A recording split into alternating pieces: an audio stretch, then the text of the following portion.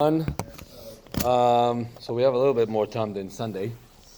So Tzarat comes on Lashon Hara. That's the main thing we know Tzarat comes for, because someone says Lashon Hara. But the truth is, what is exactly Lashon Hara? So you might be surprised to know that Rabbeinu Yonah, one of the first Rishonim, says 6 kinds of Lashon Hara. I think some of them are more intuitive, like when we say Lashon Hara, we are imagining, okay, that's probably Lashon Hara. And some are a little bit less. So I'm just going to follow the list and think of that 6 kinds. So the first one is if you say bad thing out of someone, and it's also a lie. So you just invent something and you say it's a wrong thing. So we can imagine, okay, I'm saying someone, stole something. It didn't do it. That's classic Lashon Hara. The second kind, to say something bad someone do, but it's the truth. I mean, it's forbidden. Even though he really stole it, it needs to be the one to tell that to everyone, unless it's for the cops or something. But you cannot just spread the rumor of that person did something bad. So that's the second kind. The third kind is gossip, meaning a person who just go from one to another, tell them, oh, you know what he done? Oh, you know what he did? Oh, and moving around a lot of information between one and another, even though it's not his information to gossip with. And I think those first 3 are a little bit intuitive. Like when we think about Lashon Hara, we can say, okay, that I can imagine, that's Lashon Hara. But the rest 3, you might going to find a little bit surprising. For me, some of them were surprising. So the fourth kind of Lashon Hara, it's called in Hebrew, avak Lashon Hara, like the dust of Lashon Hara. And what that mean? It means you're creating an environment of Lashon Hara, even though you're not saying anything, like exaggerating or hinting on something. Oh, don't make me start speaking about that.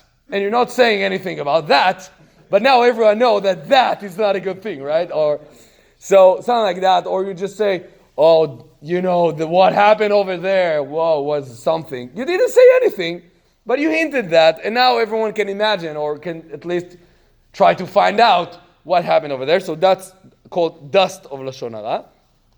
The fifth kind, it takes Lashon Hara and makes it very literally, because Lashon in Hebrew is tongue, and Ra is bad. So bad tongue, meaning like bad use of your words. So the fifth kind, he says, is just trash talk. Anything you don't need to use your mouth, anything we tell to our kids, hey, we're not speaking like that, right? So if you use your mouth for those kind of things, of course, curses, or just speaking not nice to someone, that will be Lashon Hara also, using badly with your words and with your speaking.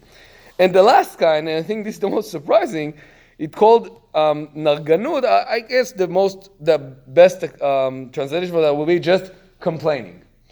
Someone that just walk in the world and complain about everything, and nothing that happened, not good for him.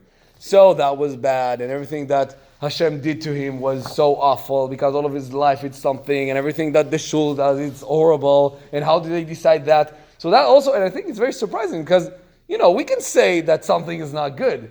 And I think the last one is, it's a question of, what is your goal? Are you trying to just say, it's just bad, it's horrible, oh, why did they decide that? They took off the mask, or they decided to do that in the shul, or I don't know, God gave me that thing, or you're really looking for doing something better with that? I think that is the question. And for me, I read that list and I thought, well, maybe the first kind of Lashon Hara I know, and I really try myself to avoid that. The last 3, on myself I'm saying, I'm doing it sometimes, so let's try to do that. Again, we spoke in Sunday, we don't have anymore the Tzarat. Tzarat was, even though it was like a bad thing and you need to leave your house and everything, eventually it was a sign from God. Hey, watch out, you're doing something bad. And now we don't have it.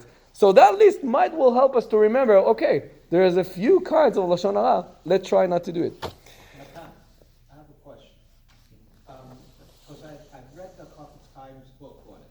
And one of the things that he says, which I really found weird or wrong, but you can't even say good stuff about people, more or less. Like when he says, oh, he's really a nice guy or something. He thinks you shouldn't say that because somebody then might, think that you're not supposed to. He's not a nice guy and he'll start up stuff. Exactly, yeah. That's the reason why there are also it's a difference. But when someone is saying like something on someone who died in this funeral, they always say, don't say too much, because then the angels and the best din of God will say, that's not truth, that's too much. So when you say something good at someone, even though, like, again, intuitively, it not sounds like a bad thing. I mean, I'm just saying a good thing. But someone else, he might don't like him so much, will say, oh, that man, always they say something nice about him, even though the truth is something else. Or it's too much more than what it is. So again, I'm saying good things a lot about other people, I know. To do all the rules of the Chafetz Chaim will be very hard. He was like the master of Lashon Hara. But to be honest, yes, that can be also something. You'd have to keep your mouth shut all the time. There's Masechet Avot, Siyag LaChochma Shtika, meaning you want to be smart, be quiet. So maybe we'll finish with that.